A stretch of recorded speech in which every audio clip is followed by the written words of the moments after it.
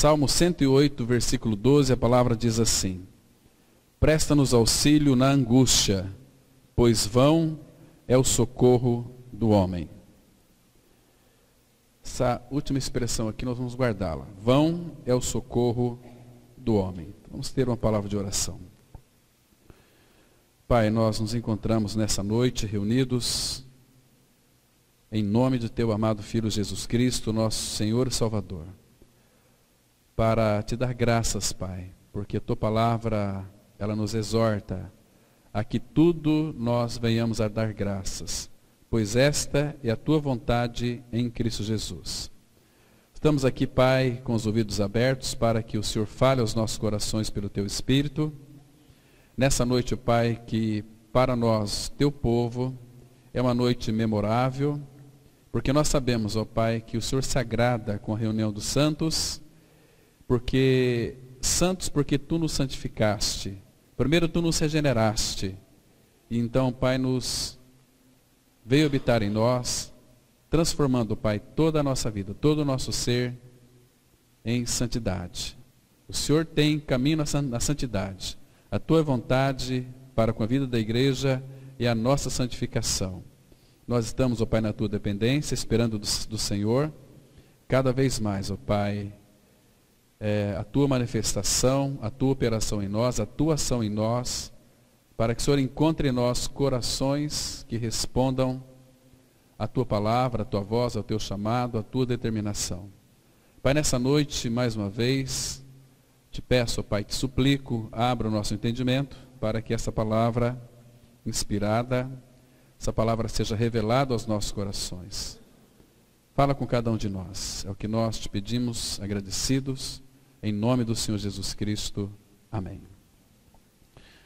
Irmãos, hoje nós analisamos um texto, citamos rapidamente por aquele texto lá de Isaías 30, que quando o povo de Israel, eles descem para o Egito sem consultar o Senhor. E quão grave é isso, né? O que ele estava dizendo ali era que nós, quando nós entramos em alguma dificuldade, nós vamos buscar, muitas vezes, irmãos, socorro no Egito, que é este mundo. Este mundo tem os seus recursos, mas também, por outro lado, ele sempre vai depois cobrar.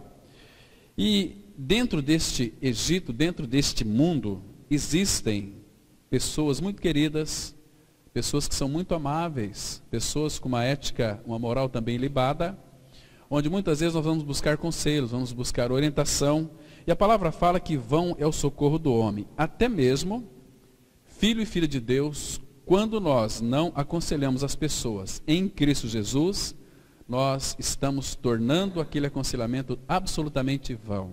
Porque de nós, irmãos, o que nós temos para oferecer? Né? O que nós temos de bom para oferecer, a não ser o nosso Senhor? Por que vão é o socorro do homem? Se nós for analisarmos a nossa estrutura, todos nós sabemos, do ponto de vista de Deus, que nós somos pó. Então, homens são pó. A parte da graça de Deus, eles não são nada mais do que pessoas que odeiam a Deus. Ontem nós estávamos comentando como e quando que uma pessoa odeia a Deus. Irmãos, nós odiamos ao nosso Deus e Pai quando nós não o consideramos tal qual Ele é. Primeiro que Ele proveu para nós, e tem provido para nós constantemente, sempre um alimento que é nutritivo para o alimento do nosso espírito. E Ele tem trabalhado então para nos conquistar, mostrando quão gracioso Ele é, quão sábio Ele é, e nós fazemos parte da sua natureza divina. Então Ele quer também nos tornar sábios. Mas nós sabemos que existe um grande empecilho, que é o nosso eu, o nosso egocentrismo. É a nossa vida da alma, que muitas vezes ela não é tratada, ela tem complicado muito o nosso avanço no Senhor. Então, irmãos, uma alma tratada é uma alma que, de fato, ela é diagnosticada pelo Espírito Santo. Então, o Espírito Santo vai mostrar quem de fato nós somos. Irmãos, nós somos, do ponto de vista de Deus, homens e mulheres com tendências mundanas. Irmãos, se a nossa alma não for tratada, ela vai descaracterizar totalmente a nossa estrutura de vontade, de pensamento, de emoções, de sentimentos. A nossa alma, ela tem uma tendência de estar sentada no trono, de governar, de ser soberana, né? Agora, Cristo é a nossa vida, Ele é Senhor. Ele é um Senhor, Ele é um rei, mas este é um rei diferente de todos os reis que já existiram e que existem neste mundo. É um rei que governa a nossa vida com mansidão, que governa a nossa vida com uma humildade, com, não sei se eu posso dizer essa palavra, com muito carinho, com muito amor, com muita satisfação, porque a palavra fala que o Senhor se deleita no seu povo. A satisfação dele está em nós. Agora, irmãos, se nós realmente estamos diante do Senhor, se um homem verdadeiramente, de fato, ele é um homem de Deus, ele não pode suportar as palmas, os aplausos, o ser adorado. Não pode suportar as honras que são muitas vezes dadas a ele. A Deus somente pertence a glória.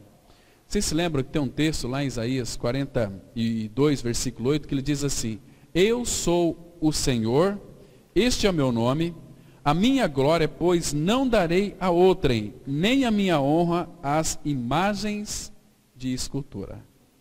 Então, Deus é o Deus de toda a glória, e esta glória tem que ser dada, devolvida somente a Ele. Irmãos, mas nós gostamos de roubar a glória do Pai. Nós gostamos de roubar a glória do Cordeiro, quando nós nos posicionamos e desejamos que as pessoas, então, nos consultem, as pessoas venham buscar as orientações de nós, as pessoas começam a nos aplaudir dizendo que nós somos as pessoas maravilhosas, que nós somos as pessoas mais sábias do mundo, que nós somos um povo que, olha, não existe melhor nessa terra. Então, isso traz satisfação para nós. Isto é roubar a glória de Deus, né? Agora, uma pergunta aqui, que nós devemos responder aos pés de Cristo. Será que de fato nós conhecemos a Deus? Quanto que nós conhecemos dele? O quanto que nós conhecemos dele é o quanto que nós o tememos, quanto que nós o reverenciamos, né? Agora, se de tal forma eu e você, nós o temamos, então eu conheço um Deus, e você também conhece o Deus que é das Escrituras, que quando a glória é dada aos homens, há um perigo muito grande. Sabe o que acontece? Quando o homem começa a receber glória para si mesmo, e essa glória não é devolvida a Deus, ele mata este homem. Se você ler no Antigo Testamento, no Novo Testamento, muitas pessoas, e uma delas foi o rei Herodes, que ele foi consumido pelo Senhor, o Senhor o matou, porque ele não deu glória a Deus, né? Então, eu sei que você quer viver uma vida eterna, e eu também. Então, eu quero honrar a esse Pai. Eu quero que você aprenda, nessa noite, a honrar a Deus, e não estimar os homens. Por quê? Porque homens são homens. Irmãos, a gente percebe que é uma coisa que entristece muito o nosso coração, quando de fato nós colocamos o homem no centro de todas as coisas, e que sem consultarmos aquele homem, nada vai dar certo, né? Agora vamos pensar um pouquinho, o que é o homem na sua essência, sem a vida de Cristo? Irmãos, tem um texto, eu queria que vocês abrem Jó, capítulo 7, a partir do versículo 5, Jó, vocês se lembram que o Senhor começou um tratamento com ele. Deus queria destruir em Jó toda a sua justiça própria. Deus queria destruir em Jó, pelo trabalho da cruz, toda a sua retidão. Deus queria arrancar de Jó toda a sua maneira equivocada de enxergar a Deus. Deus queria remover de Jó tudo aquilo que era incompatível num sentido de Jó se relacionar com o Pai. Ele conhecia Deus, mas conhecia de uma maneira muitas vezes desalinhada, desajustada. Então era necessário que Deus pudesse fazer um ajuste nele. E agora, irmãos, vocês se lembram que aquele texto de Isaías, capítulo 1, versículos 5 e 6, que a palavra fala que toda cabeça está doente, todo coração está enfermo. A palavra fala também lá em Eclesiastes 7:20, que não há homem justo sobre a terra que faça o bem e nunca peque. Então a palavra vai mostrar quem é o homem, mas só que aqui na vida de Jó, Deus permitiu que todas as suas feridas, todas as suas contusões fossem exteriorizadas na vida de Jó. Isso aqui é para nós termos uma visão de que como é que Deus, ele enxerga o homem fora de Cristo. Então, Jó começa dizendo o seguinte, versículo 5, do capítulo 7, ele diz assim: a minha carne está vestida de vermes e de crostas terrosas. A minha pele se encrosta e de novo supura. Quando está dizendo aqui nessa primeira frase do versículo 5, a minha carne está vestida de vermes. Irmãos, isso parece uma loucura, mas quando uma pessoa, ela falece, seu corpo fica ali, se ele não for de fato enterrado, mesmo enterrado, essa pessoa vai ser comida de verme, vai ser consumida. 2, 3 dias começa já um processo de putrefação do ser humano, né? Tão estimado, né? Então começa a se consumir. O homem volta ao pó, porque Deus disse que iria voltar a ser pó. Então o homem é consumido. E Jó aqui expressa, inspirado pelo Espírito, ainda que ele estava sob um tratamento da mão de Deus. A minha carne está vestida de vermes. Olha o versículo 6, ele diz assim: os meus dias são mais velozes do que a lançadeira do tecelão, e se findam sem esperança. Essa aqui é a nossa vida.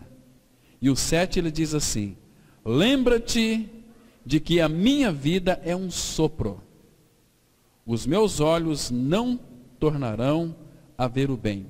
Pula para o versículo 9 que diz assim: tal como a nuvem se desfaz e passa, aquele que desce à sepultura jamais tornará a subir.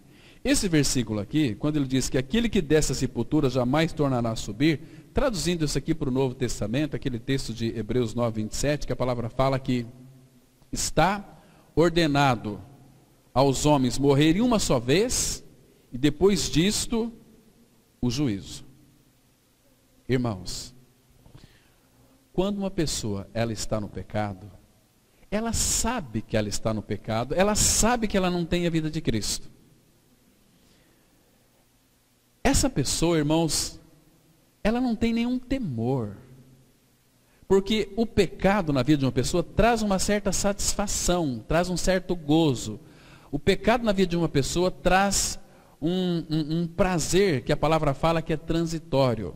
Moisés, lá em Hebreus capítulo 11, ele diz assim, que Moisés, ele preferiu ser maltratado junto com o povo de Deus, porque o povo de Deus é um povo que é maltratado, é um povo que não é aceito, é um povo que é odiado, é um povo que de fato o mundo já não os tem como uma preciosidade para eles. Nós somos como que um objeto estranho neste mundo, porque somos seres celestiais, vivenciando uma experiência humana agora, somos seres espirituais. Então, o mundo odeia, o mundo não quer, o mundo vai fazer de tudo. Quando eu falo mundo, estou dizendo do sistema maligno, porque todo mundo jaz no maligno. Então, quando nós somos nascidos de novo, todo o sistema maligno conspira para nos destruir. Mas a palavra fala que o Senhor, ele já colocou limites contra o inimigo. Que ele não pode nos tocar, mas ele pode lançar os seus dardos. E o inimigo pode lançar pensamentos em nossa mente, que nós pensamos que são nossos, mas que são deles, né? Eu ouvi uma coisa muito interessante, irmãos, acho que foi ontem, de uma pessoa, também ouvi um irmão, algum tempo atrás, ministrando, dizendo o seguinte, que quando Lúcifer caiu, ele trouxe uma legião de anjos que se tornaram demônio, que se rebelou. Os anjos, eles estão numa dimensão espiritual muito elevada, Eles viram Deus face a face, porque foram criados por Deus. Ali em Jó, você vai perceber, capítulo 1, quando os filhos de Deus vieram se apresentar a Deus, esses filhos de Deus está se referindo ali aos anjos. Então veio também Satanás com eles, né? A rodear a terra, a passear por elas. Os anjos fazem isso. Mas, irmãos, anjos são seres criados pelo Senhor, e eles possuem uma sabedoria celestial, uma sabedoria incomparável a nós. Eles estão num nível muito mais elevado do que a nós. Então Lúcifer, aquele sinete da perfeição, quando ele caiu, porque ele quis ser mais do que Deus, colocar o seu trono acima da majestade nas alturas, então ele caiu, só que na sua queda ele trouxe uma legião de anjos e se tornou chefe de todos eles. Nesses últimos dias, irmãos, nós temos que entender uma coisa, que a palavra fala que os últimos dias será marcado por apostasia.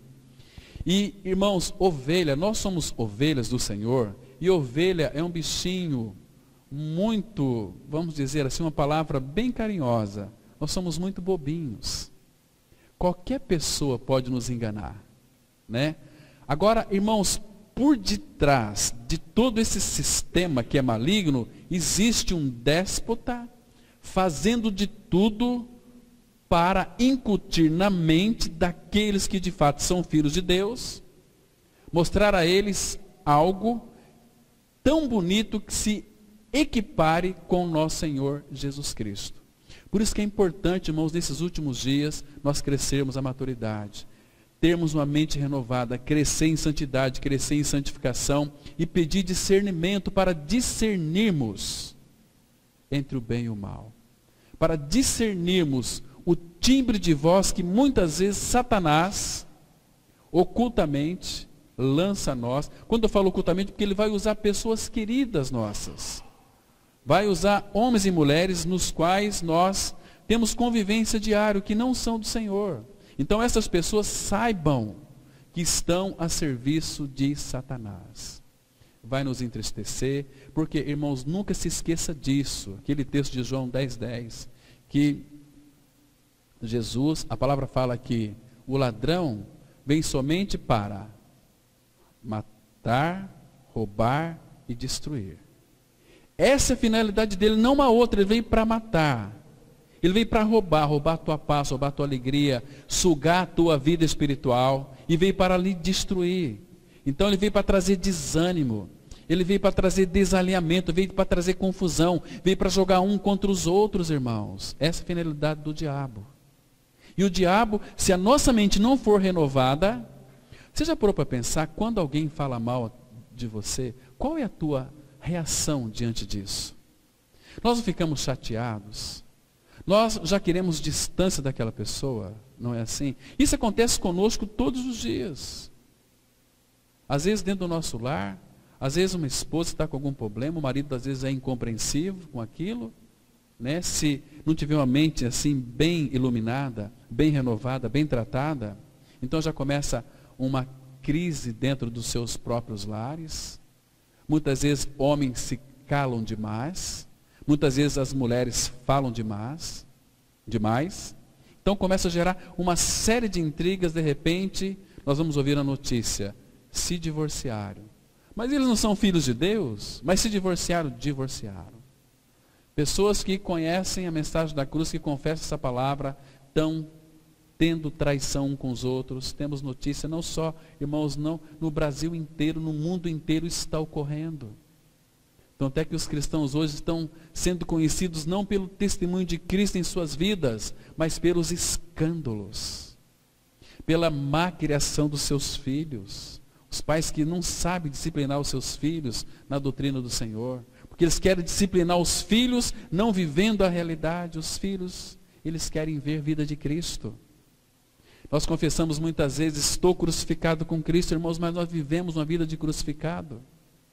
Nós vivemos uma vida, como nós dissemos hoje pela manhã. O que significa estar crucificado com Cristo? Significa uma vida substituída. Significa que Ele vai te substituir de nós. Toda aquela angústia, toda aquela amargura, todo aquele azedume da nossa alma, toda aquela aridez, toda aquela falta de perdão, Ele vai colocar em nós uma coroa em vez de cinza. Ele vai nos dar uma perpétua alegria. A paz vai ser reinante em nós. Isso nós temos em Cristo, isso é nosso, faz parte da igreja. Porque a nossa vocação, irmãos, é uma vocação celestial. Hebreus 3:1 vai dizer: por isso, santos irmãos, que participais da vocação celestial. Vocação celestial é nossa, é da igreja, é minha e sua. Não tem nada a ver com dons, não tem nada a ver com ministérios. Nós, como igreja do Senhor, fomos chamados a uma vocação celestial, uma vocação ascensional para com nosso Senhor Jesus. Isso é dia a dia, irmãos. Ele está nos levando cada dia mais a crescermos o Senhor, a desejarmos o Senhor, a anelarmos pelo Senhor, né? Então, irmãos, a fim de nós vivermos uma vida cristã, nós temos que entender e saber quem nós éramos antes de Jesus Cristo intervir em nossa vida. Quem nós éramos? Você se lembra da tua vida pregressa? Né? Olha, irmãos, eu ouvi recentemente muitos pregadores dizer o seguinte: nós não falamos muito de pecado em nossa comunidade. Por quê? Porque nós queremos falar tão somente do amor de Deus. Então nós não vamos falar de pecado, irmãos. Mas se nós queremos falar do amor de Deus, temos que falar de pecado. Se nós queremos falar do amor de Deus, nós temos que falar que nós nascemos com uma natureza totalmente perversa, pecaminosa, horrível. Irmãos, o pecado, ele é horrível. Então eu quero dizer, irmãos, das Escrituras o seguinte: que o Espírito Santo, ele não, quando de fato, aquele pregador, de fato não trata incisivamente do pecado, vou dizer uma palavra muito séria aqui, eu creio que o Espírito do Senhor não está naquela comunidade. Porque uma das funções do Espírito Santo, como dissemos ontem à noite, é convencer o homem do pecado, da justiça e do juízo. Essas três palavrinhas, elas são muito interessantes. Primeiro, enquanto o Senhor não nos convencer de que o homem é pecador, ele nunca vai correr e clamar a misericórdia do Pai. O que significa quando o homem está convencido do seu pecado? Irmãos, ele entra em desespero. Ele não tem paz. É quando o Espírito mostra toda a nossa podridão, toda a nossa sujeira que há no nosso coração. É como se ele destampasse a tampa do nosso coração e nós observássemos: gente, isso não pode ser eu. Eu pratico boas coisas, mas agora eu estou em desespero. A pessoa consegue, pela luz do Senhor, contemplar quem ela é. Porque o Espírito a convenceu. Irmãos, é uma situação desesperadora. A pessoa se sente, quando ela está convencida pelo pecado, totalmente desamparada. Lembra o nosso Senhor na cruz, quando recebeu o nosso pecado, o seu corpo? Deus meu, por que me desamparaste? Imagina que sufoco o nosso Senhor sofreu ali. Se sentiu desamparado do Pai por causa do nosso pecado. Irmãos, nascemos com a essência do pecado adâmico dentro de nós. E as pessoas não se desesperam por isso. Por quê? Porque o Espírito não as convenceu. E por que não as convenceu? Porque, irmãos, o pecado tem sido negligenciado a sua pregação. Porque quando nós pregamos contra o pecado, o que vai acontecer? O Espírito Santo vai agir, vai atuar e vai mostrar quão perverso é a nossa natureza pecaminosa. Quão horrível nós somos, irmãos. Então ele precisa de nos convencer. Irmãos, se a nossa pregação não está levando as pessoas à convicção de pecado, então o Espírito Santo não está no nosso ministério. Essas são palavras do nosso amado Senhor. Irmãos, nós temos de fato alertado este mundo contra o pecado, alertado os nossos amigos, confrontado eles contra o pecado deles, irmãos. Por que nós cremos um dia que fomos atraídos no corpo de Cristo, crucificados e mortos com Cristo? Porque alguém um dia veio pregar para nós que se nós não nascêssemos de novo, não crêssemos que fomos co-crucificados com Cristo, nós estaríamos perdidos, seríamos lançados no inferno após a nossa morte, né? Então, agora vamos para uma das passagens bíblicas mais importantes em toda a Bíblia. Abra sua Bíblia em Romanos, capítulo 3, versículo 23. Vamos ler até o versículo 26. Romanos 3, de 23 até o 26. A palavra aqui, ela traz uma revelação bastante preciosa. Ela diz assim, Romanos capítulo 3, a partir do verso 23, diz assim a palavra: pois todos pecaram. Irmãos, dentro desse todos está o seu nome. Pois todos pecaram e carecem ou destituídos estão da glória de Deus. Ou seja, uma pessoa no pecado, ela está destituída da presença de Deus, da glória de Deus. Olha só como é que Deus, ele é tão providente.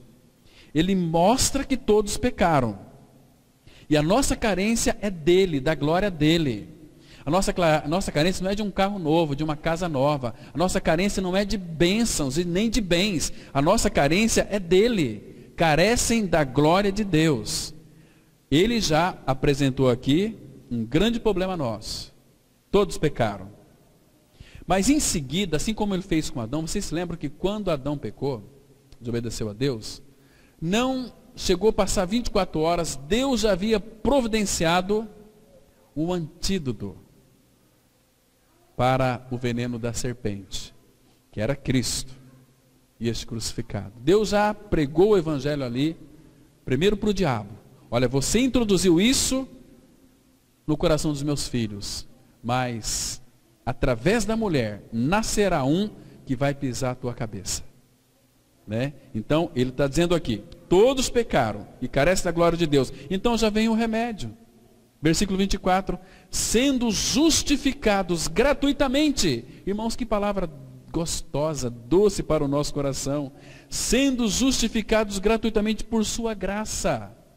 Pelo presente que ele nos deu. Que presente que é este? Nada mais, nada menos do que o nosso Senhor Jesus Cristo. Deus não nos deu para nós qualquer coisa que nos justificasse. Ele se deu por nós. Um menino vos nasceu. Um filho se vos deu. Então o Filho de Deus, Cristo, foi dado para nós. Para quê? Para que fôssemos então justificados gratuitamente. Ou seja, não precisamos pagar absolutamente nada. Mediante a redenção que há em Cristo Jesus. Então, não há outra maneira de sermos redimidos, senão em Cristo. Em Cristo. Versículo 25. A quem Deus propôs, a quem Deus tornou benéfico no seu sangue, como propiciação, mediante a fé. Nós temos que crer naquilo que ele realizou.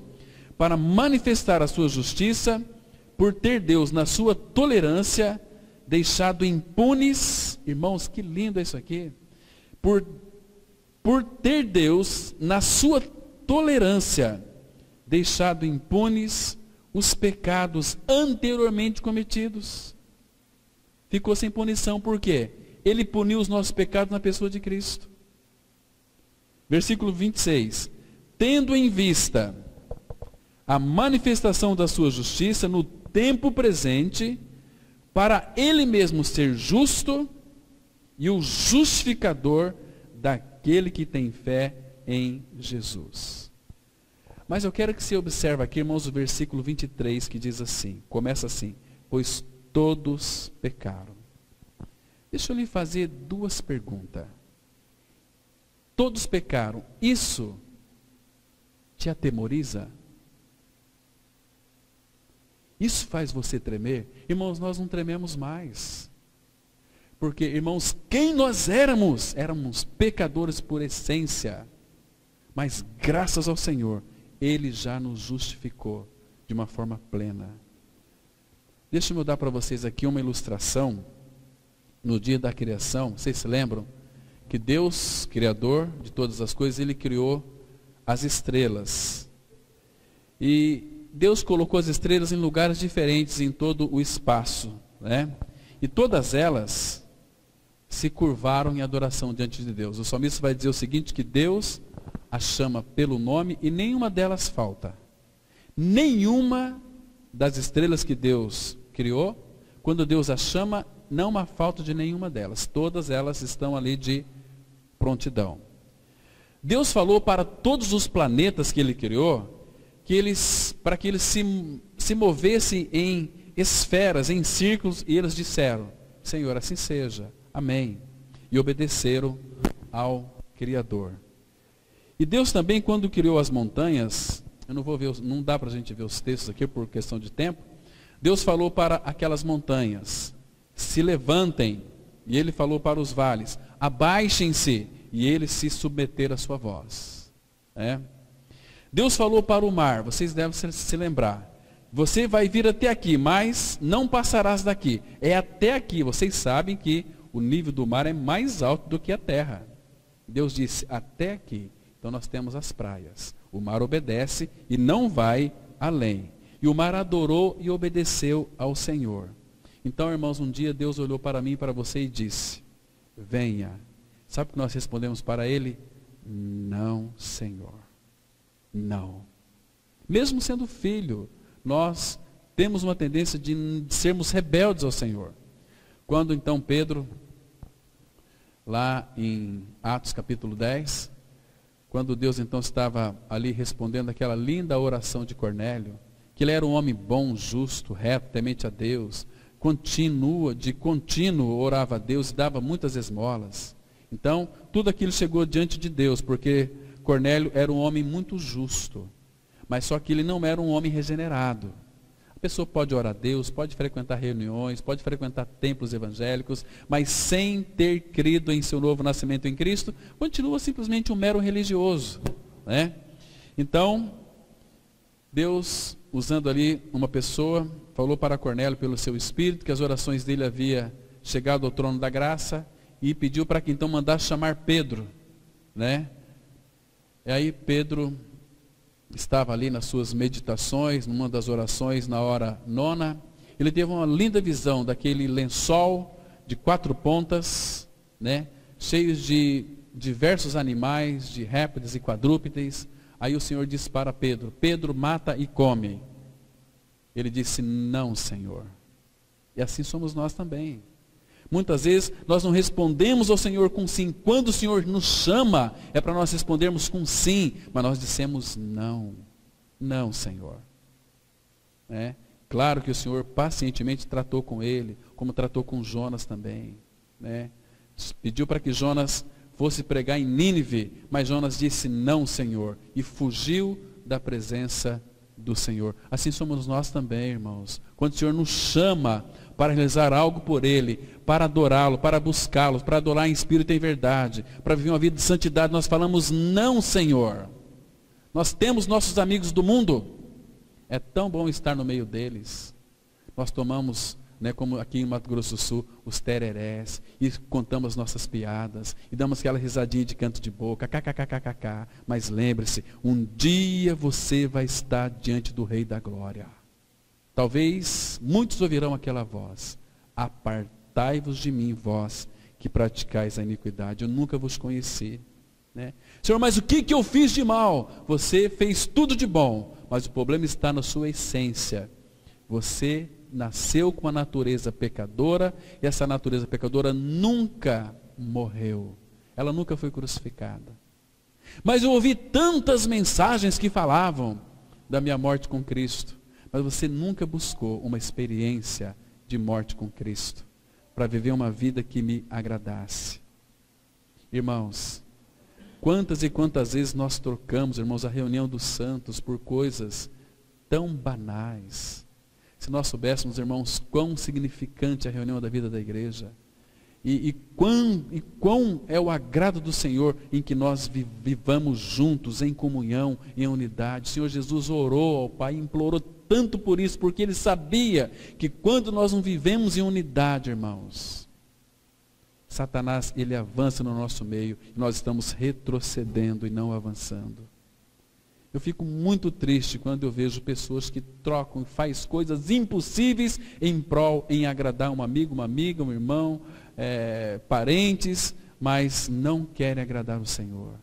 E como que vamos agradar o Senhor? Passar tempo com Ele, desejando conhecê-lo. Durante a semana tem pessoas que nem pegam na Bíblia e se dizem filhos de Deus. Irmãos, e nesses últimos dias, o nosso Pai está separando o seu povo. Aquele que é dele tem separado. Aquele que é dele, como diz lá em Apocalipse. Abra sua Bíblia lá em Apocalipse capítulo 22. Isso é que está acontecendo nesses dias, irmãos. A palavra está se cumprindo de uma forma tão veementemente que é assustadora. Como as Escrituras, elas são infalíveis. Capítulo 22, Apocalipse, versículo 11. E percebam vocês se de fato não é isto que está ocorrendo nesses dias. Né? Olha o que a Bíblia diz. Diz assim a palavra.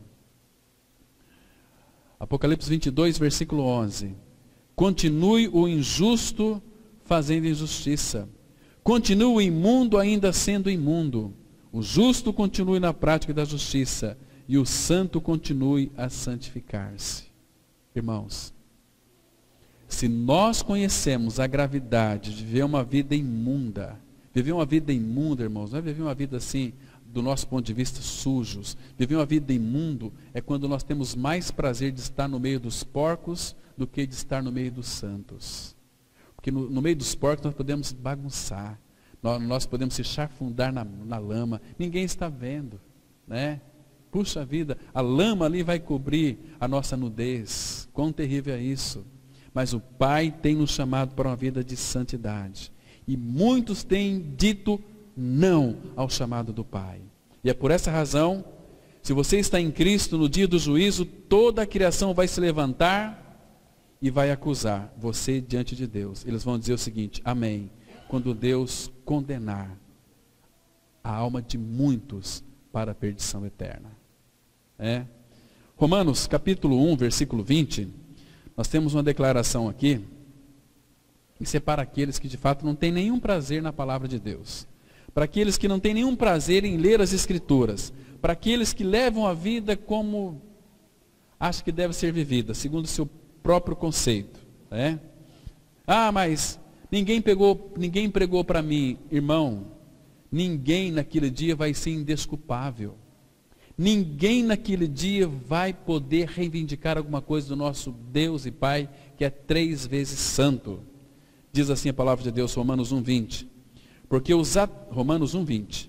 Porque os atributos invisíveis de Deus, assim o seu eterno poder, como também a sua própria divindade, claramente se reconhecem desde o princípio do mundo, sendo percebidos por meio das coisas que foram criadas.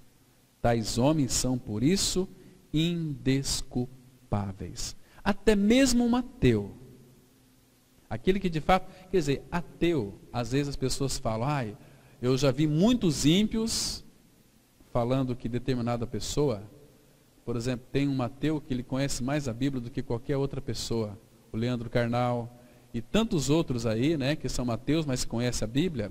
E aqueles ímpios dizem assim: nossa, olha aquele homem, é um ateu, né?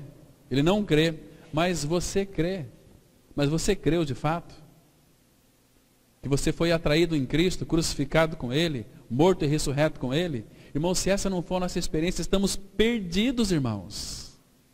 Por isso que hoje em dia, conversa com jovens, crentes evangélicos dos nossos dias. 99% não sabe para onde que vai. Porque nunca ouviram o evangelho que os transforma, que os liberta. Teu irmão aqui sabe disso. Na nossa ginástica lá, conversando com o irmão que frequenta há algum tempo, lembra? E conversando com ele sobre a salvação, mas ninguém pode ter certeza da salvação. Como que não? Se a palavra diz assim, abra sua Bíblia lá, por favor. 1 João, capítulo 5. 1 João, capítulo 5, versículo... Vamos ler a partir do versículo 10. Temos aqui uma declaração, primeiro uma contundente. Porque aqueles que não creem no Senhor, faz dele um Deus mentiroso. A palavra, ela diz assim, olha só, 1 João 5, verso 10. Aquele que crê no Filho de Deus tem em si o testemunho. aquele que não dá crédito a Deus, ou seja, aquele que não crê em Deus, o faz mentiroso. Ou seja, quem não crê em Deus, faz de Deus um Deus mentiroso. Por quê? Porque não crê no testemunho que Deus dá acerca do seu Filho. Agora, olha o versículo 11. E o testemunho é este, que Deus nos deu. O que Ele nos deu aqui, irmão? A vida eterna. E esta vida está no seu Filho. Aquele que tem o Filho tem a vida. Aquele que não tem o Filho de Deus não tem a vida. Então agora aqui uma pergunta. Quando e como que eu posso ser habitado pelo Filho? É quando eu ganho uma experiência real de co-crucificação com Cristo. Eu estou morto com Cristo na cruz. Logo já não sou eu quem vive, mas Cristo vive em mim. Se Cristo vive em mim, a Bíblia é tão clara em dizer aqui, aquele que tem o Filho tem a vida. Que vida é essa? E eu lhes dou a vida eterna, jamais perecerão. Como que nós não podemos ter a certeza da salvação, irmãos, se a Bíblia nos garante isto? E o versículo 13, ele fecha com chave de ouro, dizendo o seguinte, olha, estas coisas vos escrevi a fim de saberdes que tendes, não é que você vai ter, você já tem a vida eterna, a vós outros que credes em o nome do Filho de Deus. Então fica muito claro, porque a palavra de Deus nos dá uma convicção plena da nossa salvação. Que nós fomos regenerados, que nós fomos salvos, estamos salvos, seguros na pessoa de Cristo. Agora, irmãos, Ele só quer uma coisa de nós, que nós venhamos correr, avançar. Começamos assentados. É um tempo, como o apóstolo Paulo, quando ele creu no Senhor, vocês se lembram que ele ficou mais de 3 anos lá no deserto, vivendo uma vida aos pés do Senhor, buscando ao Senhor. Então o Senhor pôde revelar tudo para Paulo, todo o desígnio de Deus, porque Paulo também pregava todo o desígnio de Deus. Ele viu o próprio Senhor Jesus, ouviu a voz de Cristo. Então, irmãos, que experiência teve o apóstolo Paulo, né? Habitado pelo Senhor.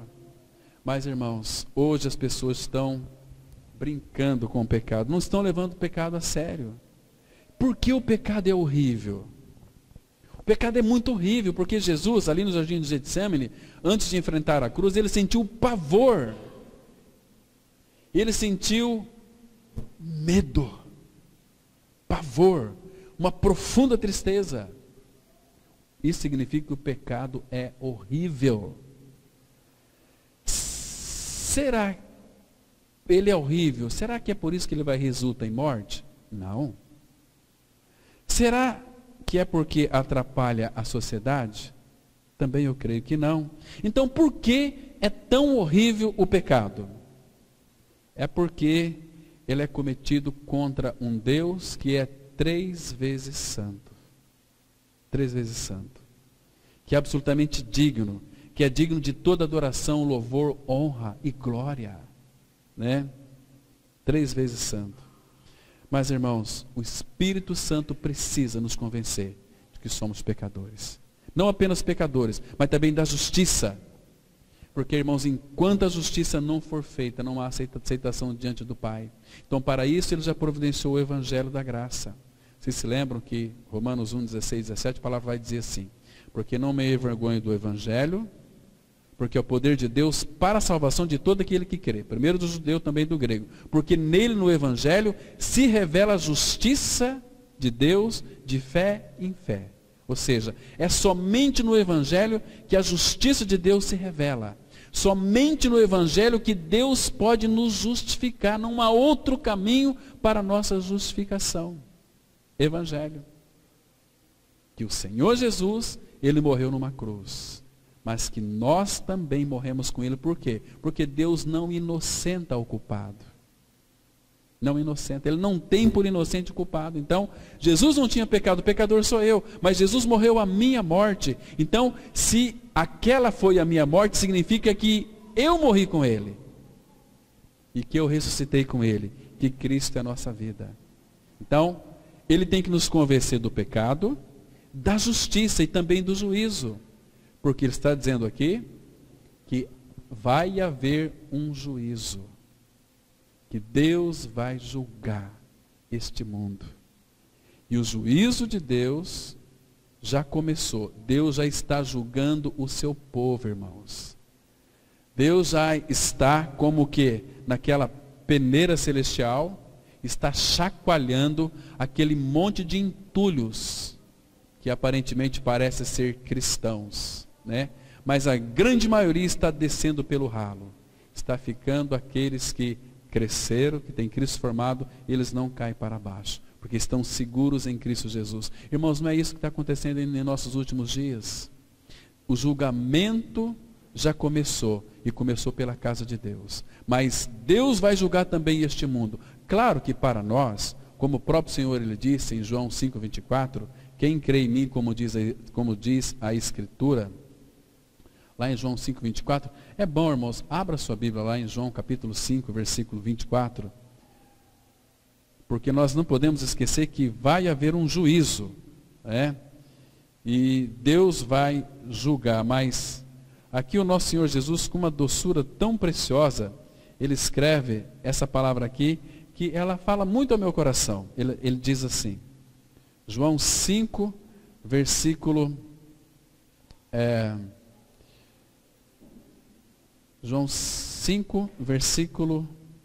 24. Em verdade vos digo, quem ouve a minha palavra e crê naquele que me enviou, tem a vida eterna. Não entra em juízo, mas passou da morte para a vida. Estão percebendo aqui? É quem ouve a palavra dele e crê naquele que enviou. Não entra em juízo. Tem a vida eterna. Não entra em juízo, mas passou da morte para a vida. E nós sabemos que o Filho de Deus sabe que uma vez que ele creu naquele sacrifício bendito onde ele foi incluído, Romanos 8,1 vai dizer o seguinte: agora, porém, nenhuma condenação há para os que estão em Cristo Jesus. Irmãos, você está em Cristo? Se estamos em Cristo, irmãos, temos que responder ao Senhor. Temos que anelar pelo Senhor. Viver uma vida diante do Senhor. Apreciar a palavra do Senhor. Né? Falar de tal maneira a palavra do Senhor. De tal maneira vivenciá-la no nosso dia a dia. Senão nós vamos ter simplesmente uma doutrina na cabeça, um conhecimento na cabeça, sem nenhuma realidade.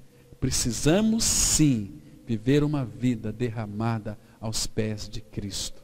Como aquela vela que vai se desgastando e trazendo luz. Porque essa luz que habita em nós é o próprio Senhor. Ele é o Senhor da glória. Então, irmãos, nós precisamos, cada dia mais, que o Espírito nos convença de quem nós somos de fato. E de que nós precisamos de um tratamento bastante profundo na nossa alma. Para que então a gente possa se ver livre de nós mesmos para responder ao Senhor da glória. Senão, irmãos, nós vamos retroceder, desanimar e se apartar do Senhor definitivamente. Isso vai ser tão triste, irmãos. Tão triste. Agora, não se esqueça de uma coisa. O dia está se aproximando. Olha ao derredor do mundo. Olha para os nossos vizinhos. Olha para a nossa cidade, para o nosso estado. Irmãos, tudo está se cumprindo. As pessoas hoje não se entendem mais. Elas estão se matando por pouca coisa. Há homicídio, porque a volta de Cristo também seria marcada por violência, por matricida, patricida, onde os filhos não respeitariam mais os pais. Haveria violência, uma série de fomes e terremotos em vários lugares. Irmãos, o que falta para o Senhor voltar? O que está faltando, irmãos? E se tocasse a trombeta hoje, o zunido da trombeta, e víssemos aquele relâmpago, qual seria a nossa reação? Estaríamos preparados para encontrar com o nosso amado Senhor? Ou fugiríamos tentando nos esconder em cavernas? Ou pediríamos para que os montes caíssem sobre nós, para nós não vermos o esplendor da glória de Cristo? Ele veio não para nos destruir, mas ele vai vir para buscar-nos, a sua igreja, a igreja que ele comprou, que está santificando. Agora, nós temos sido esses homens, essas mulheres, temos recebido e respondido à santidade do Senhor? Será que o Senhor tem encontrado em nós caminhos para ele poder se manifestar? Irmãos, como está a tua vida diante do Senhor nessa noite? Você está feliz com a sua vida espiritual diante do Senhor? Então, irmãos, que o Senhor continue nos inquietando e falando aos nossos corações pela sua palavra, nos despertando para a glória de Deus, porque estamos vivendo um período de esfriamento espiritual, um tempo de apostasia. Que o Senhor tenha misericórdia de nós. Amém. Vamos orar. Nosso amado Senhor, obrigado pelo tempo que podemos passar como igreja do Senhor, sentado aos teus pés. Pai, nós queremos mais e mais de Cristo. Continue iluminando as nossas mentes, Pai. Nós sabemos que este mundo só traz para nós, como trouxe para o povo de Israel, muita canseira, muito enfado. Oh, Pai, mas nós podemos ter na pessoa do Filho o verdadeiro refrigério, a verdadeira alegria. Por isso, Pai, nos desperta e aviva a tua obra em nosso meio. Oh, Pai, faz isso por misericórdia. E nos dê uma semana, guardados em teu nome, uma semana vitoriosa, porque nós cremos que o Senhor é aquele que vai adiante de nós, e aquele que é a nossa retaguarda. Que a tua bênção esteja sobre as nossas vidas, sobre os nossos lares, sobre os nossos trabalhos, por onde quer que pise a planta do nosso pé. O Senhor é sempre conosco, até a consumação dos séculos. Em nome de Cristo nós te agradecemos. Amém.